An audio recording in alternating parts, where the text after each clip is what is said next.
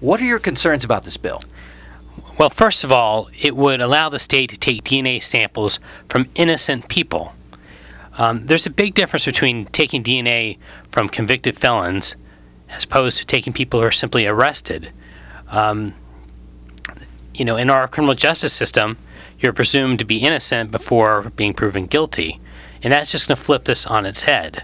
In our system, arrestees are just as innocent as anybody else, and what this does is, it flips it on its head. And in fact, many arrestees wind up, having their charges dropped against them, or they're not convicted at all.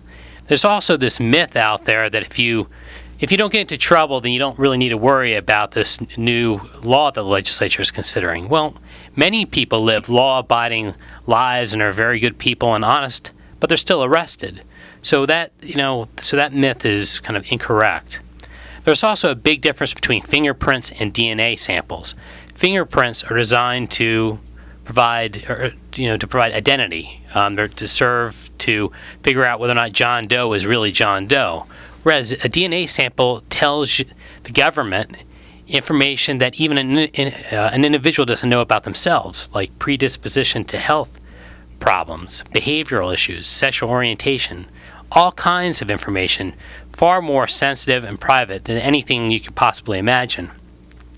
Certainly you don't have to be paranoid to have kind of this mistrust of government.